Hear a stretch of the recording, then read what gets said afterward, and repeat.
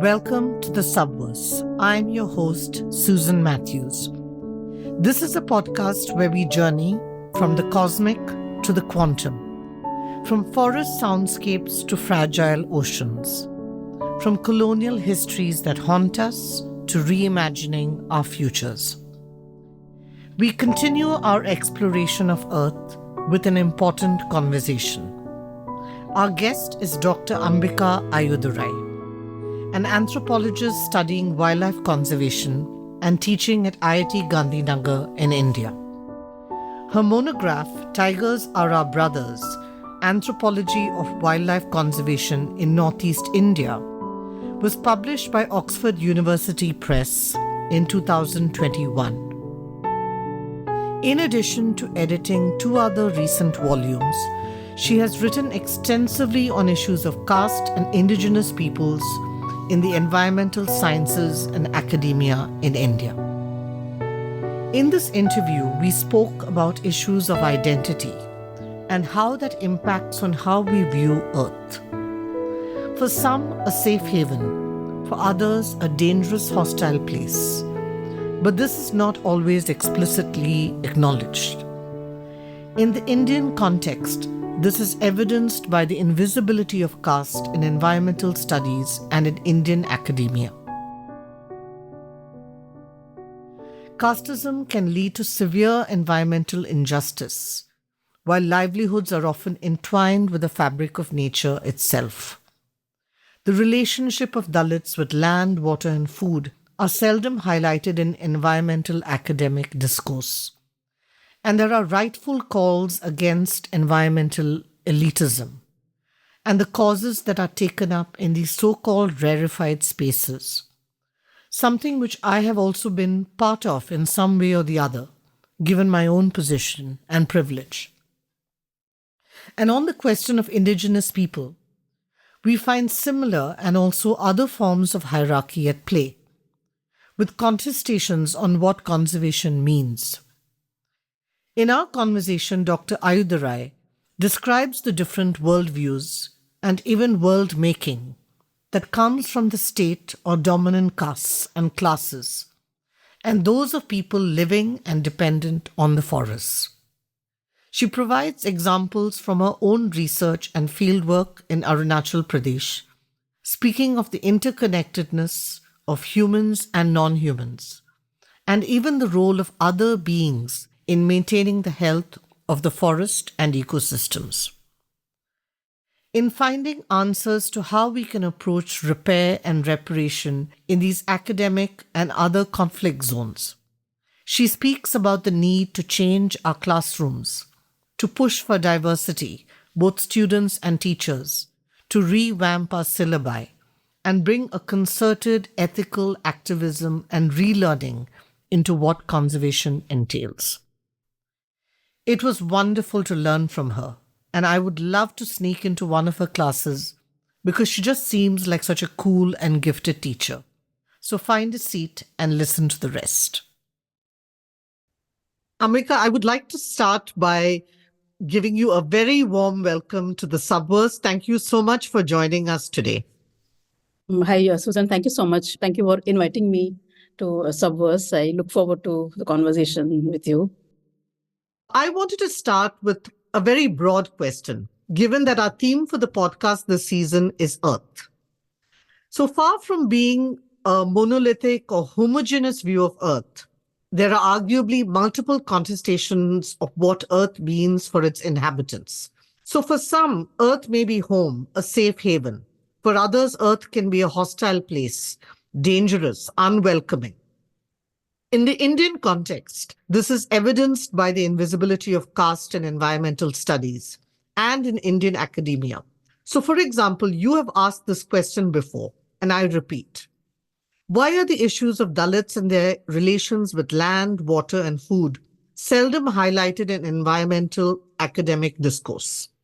One possible answer you provide is that the dichotomy of mainstream and margin is subverted, where the margins are essentially the core component of the environment studies discipline. Can you share your thoughts with us on this? And also on what these multiple meanings of earth are in the specific Indian context? Thank you so much, Susan. That's a wonderful question. And this is something I've been debating with myself and also in my teaching and research about the idea of the environment and how environment is discussed in the classroom and also elsewhere. And very often, environment is projected, discussed, and thought of as apolitical or asocial sometimes, because maybe the discipline of environmental studies initially a science-based discipline, and we tend to look at environment from a natural resource perspective. I studied zoology as an undergraduate student, and we had in our study of the animal species or zoology, I studied BSc zoology. What we studied was there were books from protozoa to unicellular, multicellular, and reptiles, birds, and it stops at mammals, where there will be absence of humans in this whole series. And even if you look at food chain or food pyramid, there is usually only the non-human species. If there is a human, the human would be on the top of the food chain. And usually in the top of the food chain, there will be a man standing, the figure of man. And on the second level, you see another figure, which is like a female figure. So you can see one thing is to look at environment in a very asocial, apolitical perspective. And if there is a social component, it's a very hierarchical way of looking at the environment. And it also comes from this very science-based trophic level understanding of the environment, where there is different trophic levels from herbivores to carnivores and the super predators. So I think we have to move away from that perspective. And this is usually taught to us through pedagogy because of the discipline of science. That is one. Number two, even at the personal level, when I teach environment here, there is a great reluctance to include caste. So one point I'm making is sometimes it's the absence of the social itself in the environmental studies or environmental discourse in India. And the second thing is whenever we include social, it is certain kind of social categories that are included and some social categories are not there. So I've tried to understand why it is so. Sometimes I have students who say that they are very reluctant to include caste as a category when they're studying human-environment relations. And I actually step back and I try to understand why. So I think the reluctance is also not all students. I think it's only the student from dominant class, caste, who actually feel the reluctance. And if you look at the students from the marginalized communities, Dalits, tribals, inclusion of caste discussions in the environmental discourse actually opens new doors for them. I think immediately they feel that this is an important category that we have not included for a very long time. But the moment you see environment from the marginal or from the periphery, the environment is going to look very different because there are communities who have lived with environmental resources on a day-to-day basis as laborers, as potters, as butchers. Their own livelihood is dependent on environmental resources, as gardeners. So you see communities largely non-dominant, OBCs, SC/STs, their relationship with environment is of either daily connection with environment and sometimes daily struggle because many communities do not have access to water resources.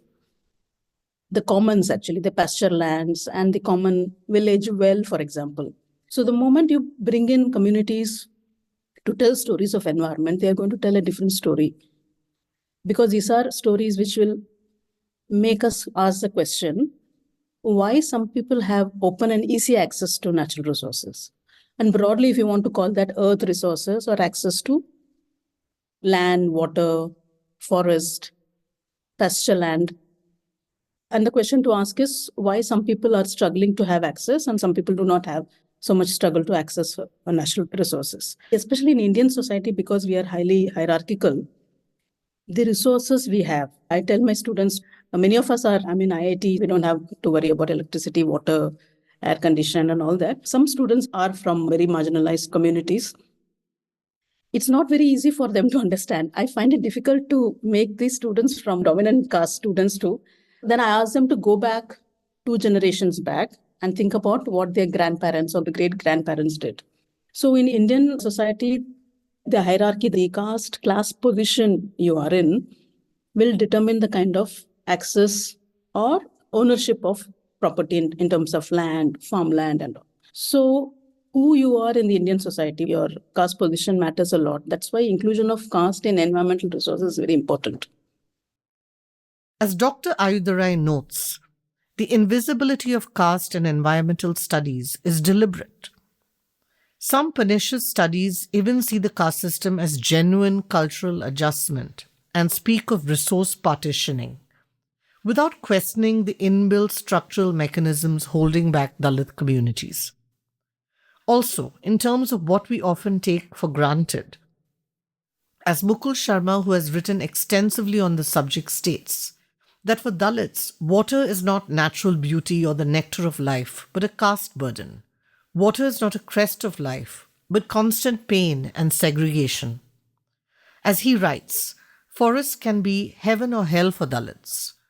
Nature entwined with fear and violence, horrors and hardship, bloodbath and war, makes environmental experiences of Dalits distinct and different.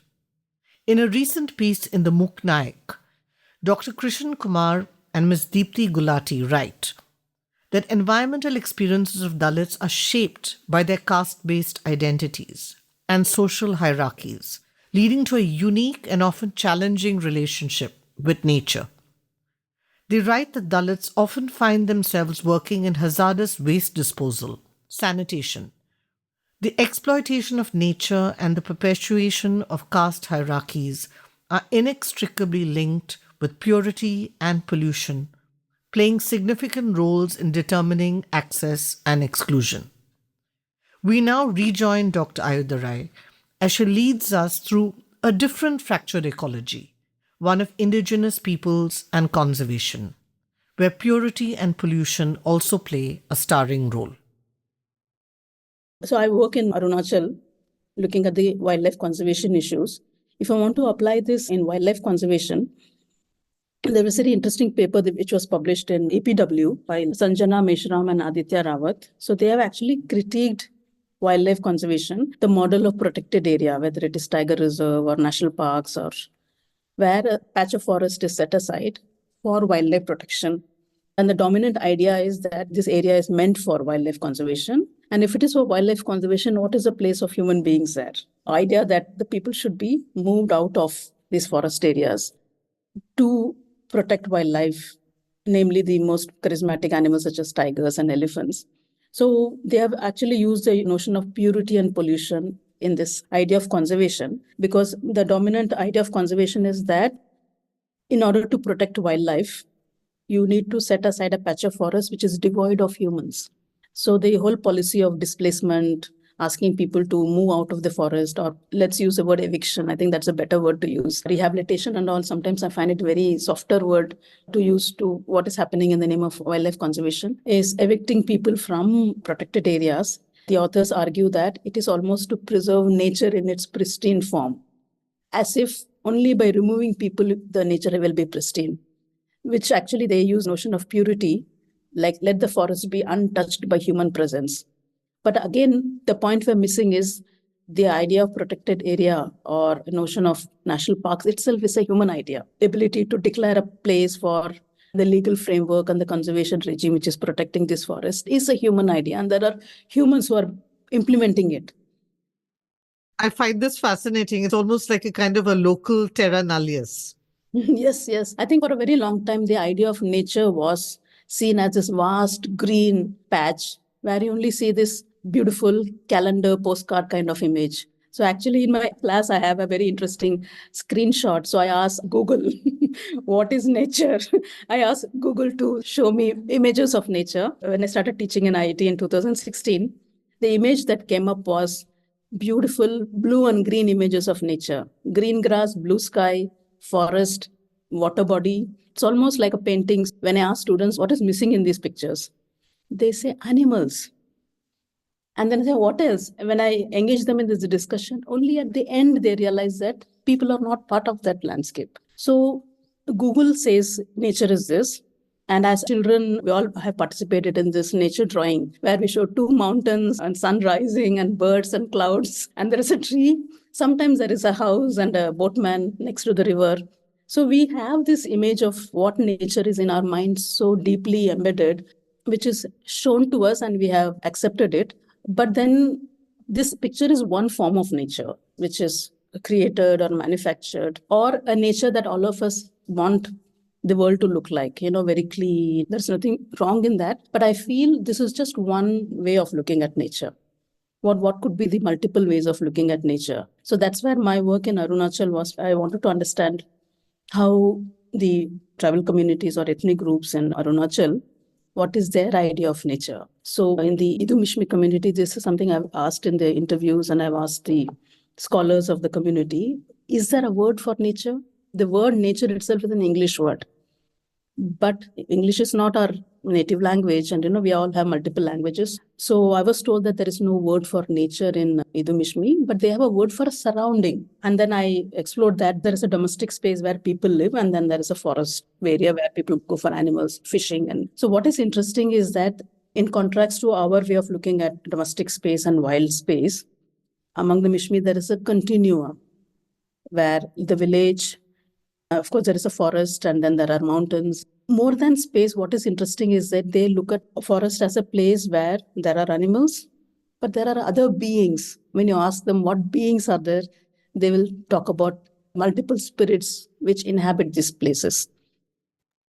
You have written in your book, which is that for many indigenous communities, the boundary between the human world and the natural world is often blurred. Yes. And this other spirit world. So all three worlds, so I call them the Mishmi social worlds. The social includes species, non-human species, and also other beings. For example, one of the scholars in Idumishmi made a list of 18 spirits. 18 spirits. Some are in the mountains, some are in the rivers, some are in the marshlands and forest and farmlands, and there are some house spirits. So very often people actually observe and elaborate taboo system. There is a code of conduct at home and also when they are in the forest. And they believe that during my interviews, they would ask me, so tell me, who is the owner of the wild animals? And I would immediately say forest department. And they will say, no, not forest department. In our culture, the animal belongs to a spirit called Golo. In Idu Mishmi, it's called Golo. In the neighboring district where Kaman Mishmi live, they call it Shutto. These are mountain spirits. And they say that the spirits own these animals. So we don't have a direct claim on these animals. So we have to ask for permission. Actually, in my interviews, largely in Hindi and English, then they'll say the spirits will issue us the animals. So the code of conduct is not to overhunt. During their stay in the forest, there are certain code of conduct should be followed. That means which is not speaking very loudly, not making a lot of noise. It's almost like entering another zone, somebody else's house. So from people like us who are not familiar with that world, my second point is that understanding nature, earth from multiple perspectives is very important. If, for example, I looked at nature from science perspective, from the view of indigenous communities, and also how the state looks at the forest. The state would look at the forest, or biologists looking at the forest, mostly from a place that has to be measured, place that has to be mapped, almost like a knowledge of the forest through science. You're documenting trees. I've had earlier guests. In fact, one guest uses the term, we look at it as a spectator. Correct. A spectator science. Yeah, spectator science. Also looking at it in terms of remuneration, it's also measuring, mapping them, identifying the plants. And this is what the British did when they came to India. They looked at India as a place where there are multiple ecosystems, a place where these are high revenue forest. I think looking at forest through remuneration, which is measuring, and also assigning value, economic value to that. But compare that with people who live there.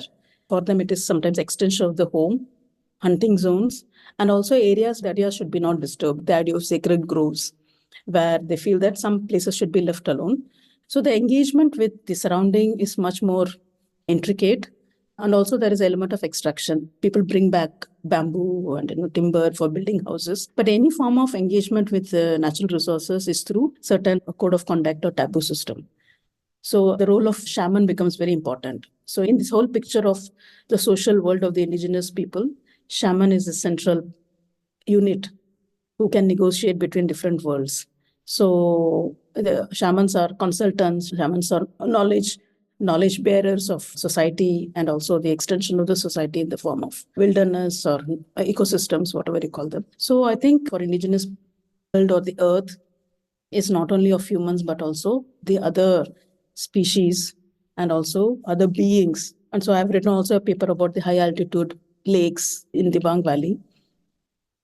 Same story about how these are not empty places. These are places where there are other beings are there. I'm just using beings, but there are names to these beings. This is the understanding that people have. But more importantly, through this understanding, the knowledge systems they have about the surrounding, which we have not studied and acknowledged them in detail. We'll be back after a break.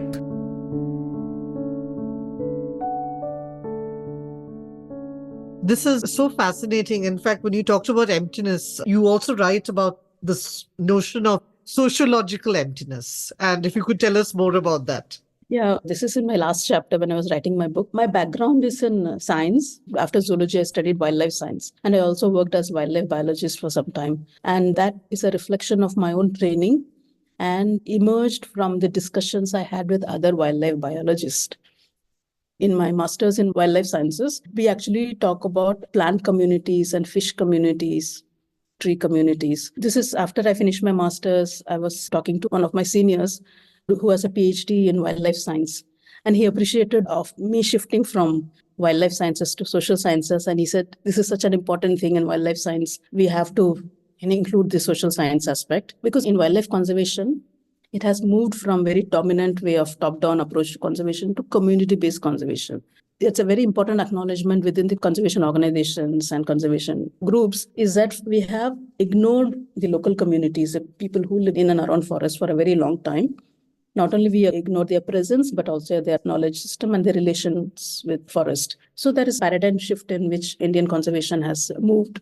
It's in a better place now where conservationists, largely wildlife biologists, are engaging with communities. So this is one of the wildlife biologists who became a conservationist. He told me that when he studied wildlife sciences, he thought the word community meant bird communities, fish communities, and tree communities. And he said only much later he realized that the word community means humans too. It was a very honest confession. And for us, that is a training given, the training of a world which is devoid of people. So that's why when I'm saying sociological emptiness, is that in the way we are taught conservation or wildlife biology, in the last 5-10 years, there is the introduction of human ecology or political ecology. But many institutions still teach environmental study as a non-human environmental studies. So here I have a question, which is, how do you find these models, like a protected areas model? How does that combine with a dominant development model? Because the two, sometimes they work with each other, sometimes they work against each other.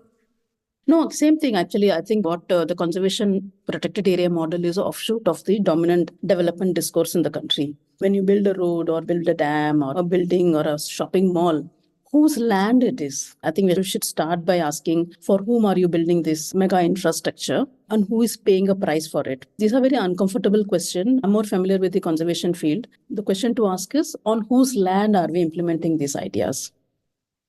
So if you look at many of the reserve forests, these were all community forests at some point of time. The more conservation has progressed, and you will see the rigidification of protection more and more. Same thing with development, whether it is dams or expansion of roads. These are people's land, and sometimes they are asked to move out. Ram Guha actually talks about, it's a very interesting way of looking at how people use resources. And he talks about this biosphere people like all of us, who are sitting in different parts of the world, and we are capable of using all forms of resources. Through internet, I can buy products from China or I can buy products from US. So that is Madhav Gadgil's term, but Ram Guha actually uses a word omnivores. He says all of us are omnivores. We are capable of consuming all forms of resources and without giving up any of our comfort. And then he says there are ecosystems people who are the herders, the pastoralists, Dalits, tribal communities, hunters, fishers. They are the one who are living with the ecosystems and using the resources. And he says when these resources that ecosystem people have are the one which is targeted by the corporates and the dominant conservation and developmental actors in that conservation and development domain. So when these resources are extracted in either form, either the state takes over a piece of land, when they get evicted because of dam construction or protected areas, Ram Guha and Gadgil say that they become ecological refugees. This is a very powerful term because unless we frame this in such a way that by asking people to move out of their homes elsewhere, so that there is development, there is construction of roads, and the connection with nature and natural resources is broken very deeply.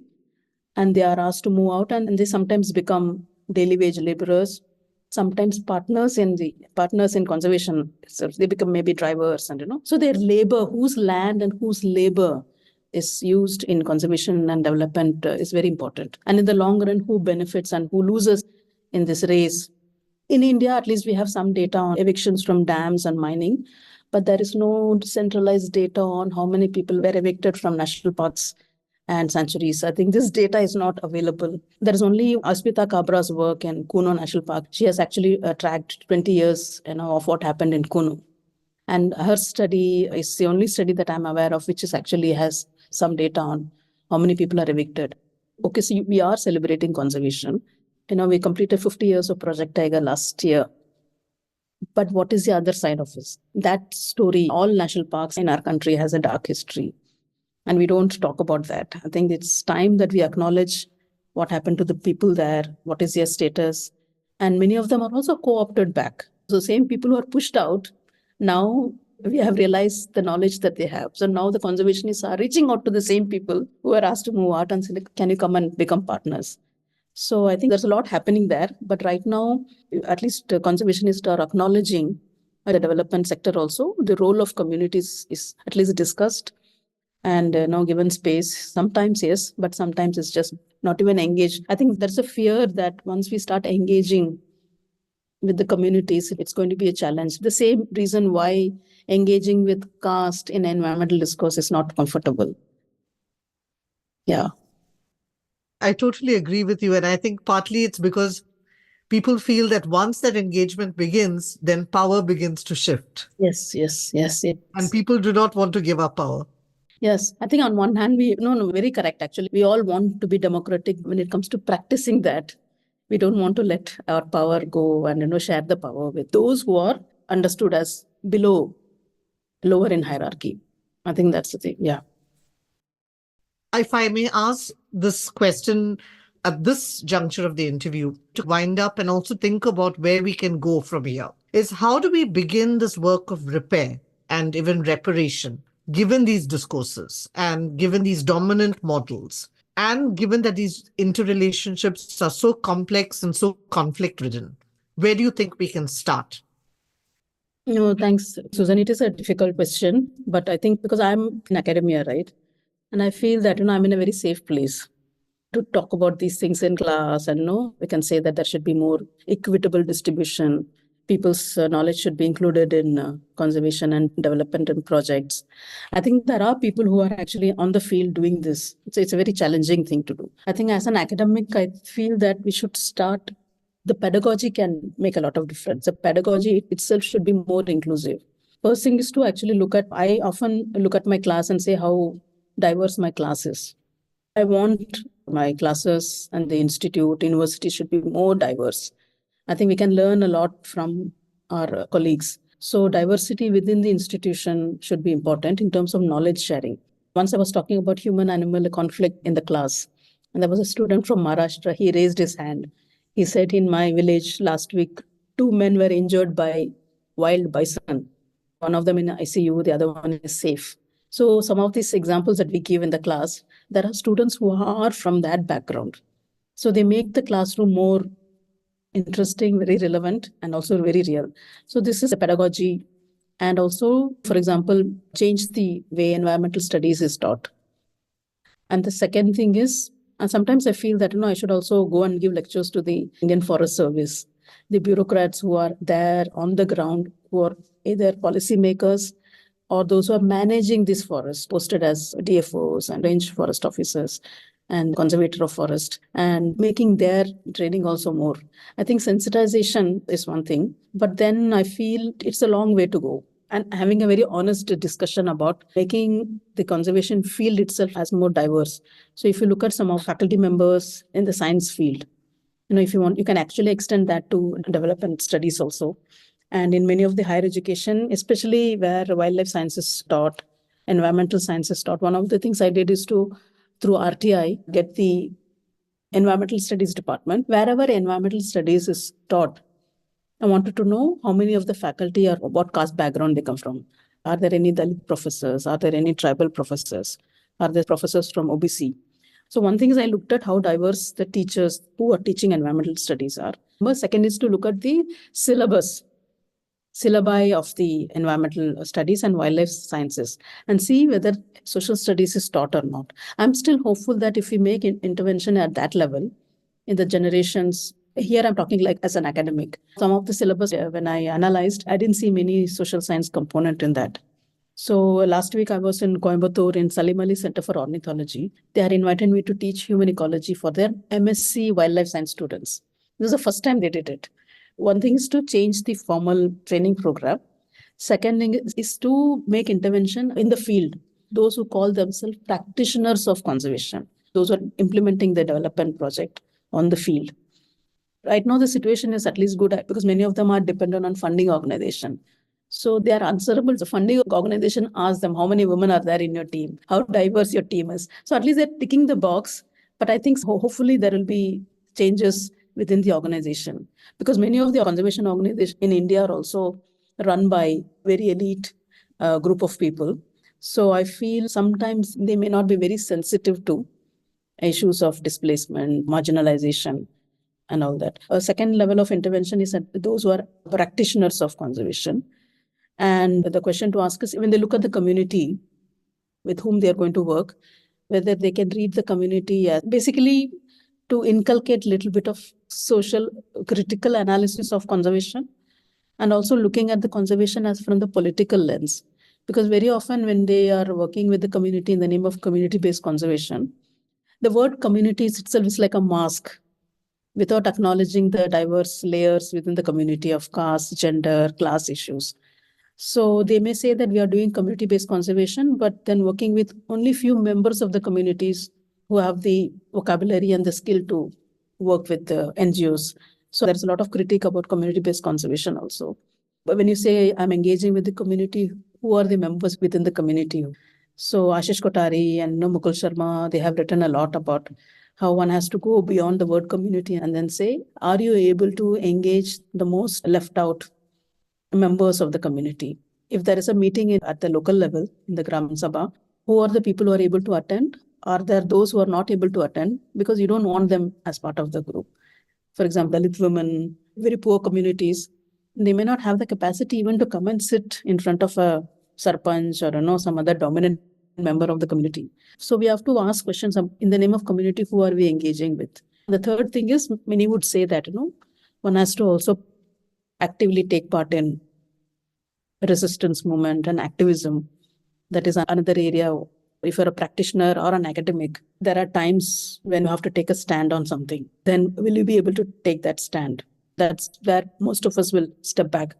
Because if there is activism where change may happen, but then we don't want to be seen as a activist because the structures will stop you. And that's just such a powerful thing that you said. We shy away from being in the front lines. Yes.